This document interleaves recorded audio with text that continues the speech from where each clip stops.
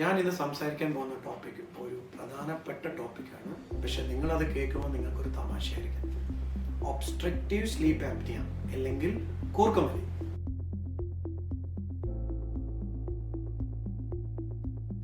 അപ്പൊ നിങ്ങൾ ആലോചിക്കും, കൂർക്കം വലിച്ചുകൊണ്ട് എന്താണ് പ്രശ്നം? കൂർക്കം വലിച്ചുകൊണ്ട് പ്രശ്നമൊന്നുമില്ല. പക്ഷേ കൂർക്കം വലിയോട് കൂടെ നിങ്ങൾക്ക് ഈ സ്ലീപ്പ് ആപ്നിയ ഉണ്ടെങ്കിൽ നിങ്ങൾ നിങ്ങളുടെ ജീവിച്ചിരിക്കുന്നതിൻ്റെ അല്ലെങ്കിൽ ലൈഫ് എക്സ്പെക്റ്റൻസി കുറയും. കാരണം ഈ സ്ലീപ്പ് ആപ്നിയ ഉള്ള ആളുകൾക്ക് ഡയബറ്റീസ്, പ്രഷർ, കാർഡിയോമെഗാലി തുടങ്ങിയ അസുഖങ്ങൾ ഉണ്ടാകും. ഇനി എന്താണ് ഈ സ്ലീപ്പ് ആപ്നിയ?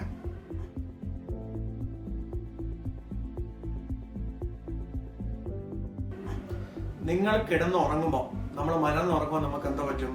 നമ്മുടെ നാക്ക് ബാക്കിൽ പോവും. നമ്മൾ ബ്രീത്ത് ചെയ്യാൻ നേരം ലങ്സിൽ നിന്ന് വരുന്ന ഓക്സിജൻ, ലങ്സിലോട്ട് പോകുന്ന കാറ്റ് ഈ നാക്ക് ബാക്കിൽ ഇരിക്കുന്നതുകൊണ്ട് പോകത്തില്ല. അപ്പൊ എന്തോ പറ്റും? നിങ്ങൾക്ക് ഓക്സിജൻ നിങ്ങളുടെ ലങ്സിൽ ചെല്ലത്തില്ല.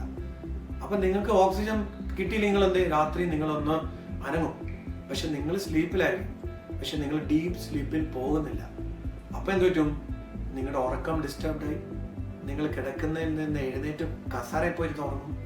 അല്ലെങ്കിൽ ഉറങ്ങാൻ നേരം നിങ്ങളുടെ, എസ്പെഷ്യലി നമ്മൾ പറയും ബെഡ് പാർട്ട്നേഴ്സ്, വൈഫ്, അവർ പറയും പെട്ടെന്ന് ഊർക്കമലി നിൽക്കും, എന്നിട്ട് ഒന്നും കേൾക്കില്ല, പിന്നെ എന്ന് പറഞ്ഞ് ഊർക്കമലി തുടങ്ങും.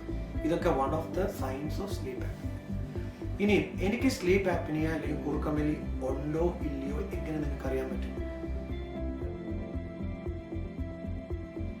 രാവിലെ നിങ്ങൾ വളരെ ടയർഡായിരിക്കും, ഓഫീസിൽ കിടന്ന് ഉറങ്ങും, നിങ്ങൾക്ക് വണ്ണം വെക്കും, 2 ഡയബറ്റിക്സ് കാണും, ഹൈ ബ്ലഡ് പ്രഷർ കാണും, പിന്നെ നിങ്ങൾക്ക്